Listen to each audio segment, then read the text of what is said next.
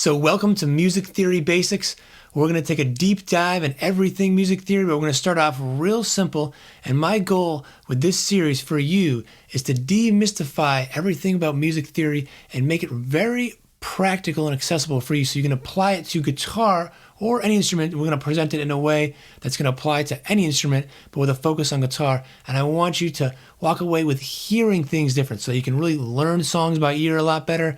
You can have a new perspective on music, and even if you just want to learn your favorite songs better, you want to learn to improvise or get creative and write your own music, this stuff will all really help.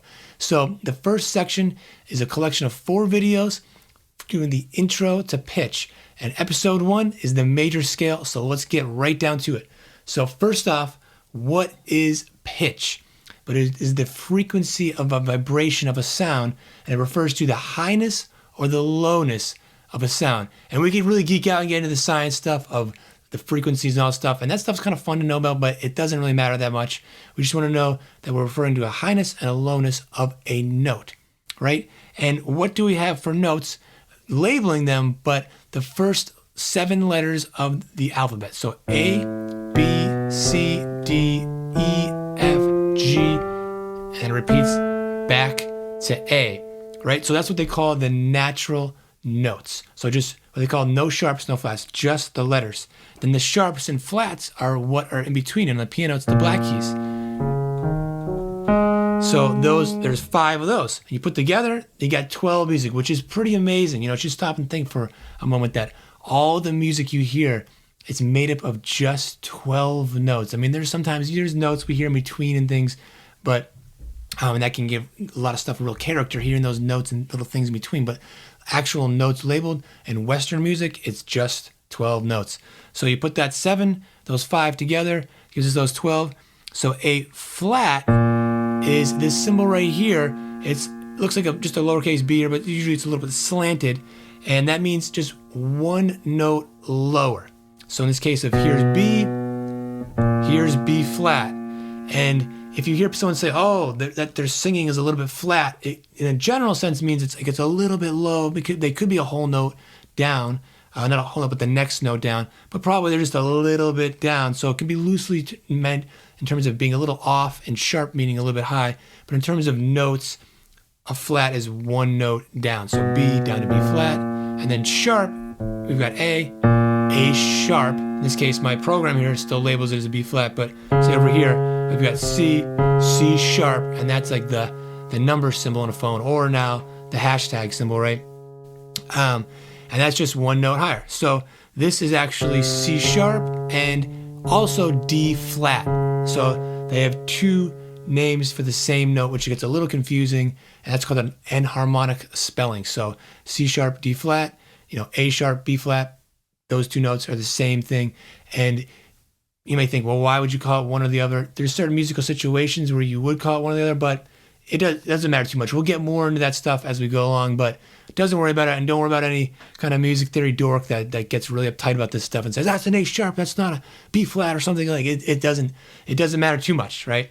So that's it. Those are the 12 notes. We've got the 7 natural notes, and then the 5 ones that have the sharps and flats. And now the major scale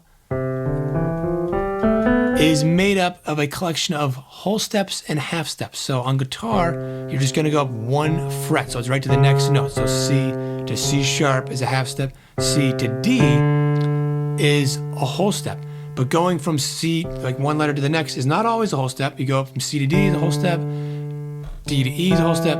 E to F is a half step, and then B to C is also a half step. And on guitar, those top 2 strings, the thin ones, is that play that open, it's a high E to F, and that second string B to C.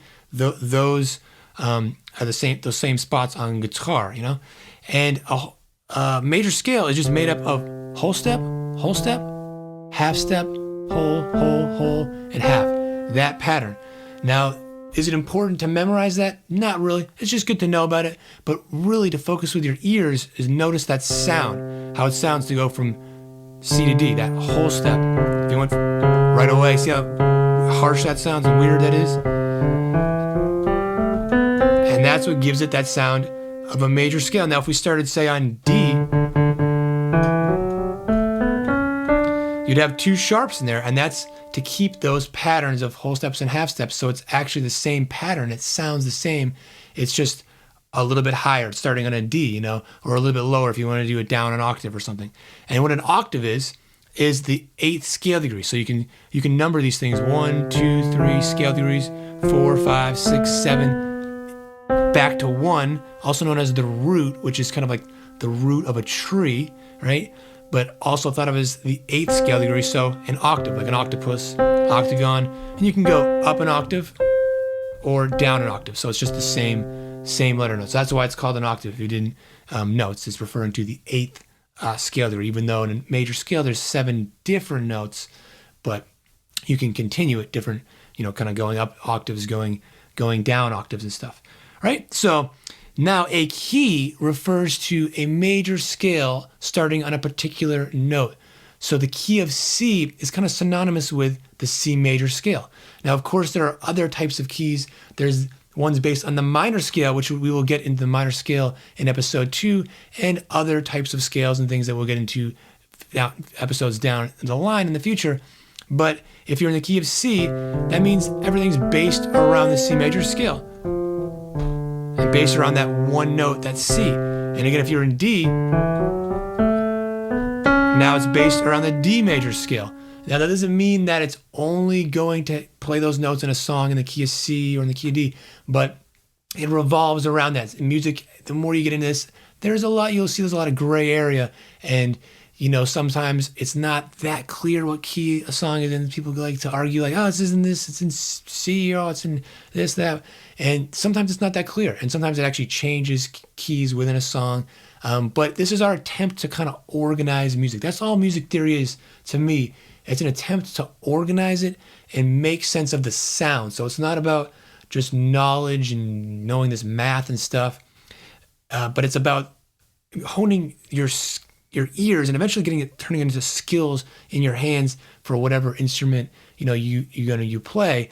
But it's about understanding why things sound the way they sound, and particularly to you. So keep that in mind, that it's about getting a better connection for your ears and how you hear and how you feel music and stuff.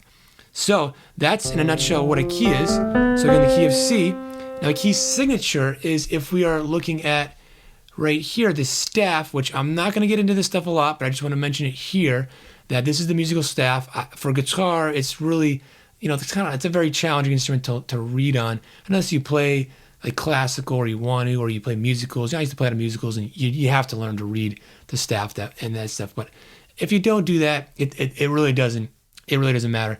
But to just know generally about it can help. That this is the treble clef, also known as the G clef. That's what guitar is in. This is the F clef, or the bass clef, which is what, of course, bass is in, and other low instruments. And piano has both, because you can be playing down very low. You can be playing here, which sometimes it can be both on both staffs. And then here, you're on that register up there. And so if you're in no key, you would have no sharps, no flats. The key of C also has no sharps, no flats, because again, it's just the natural notes, just those letters.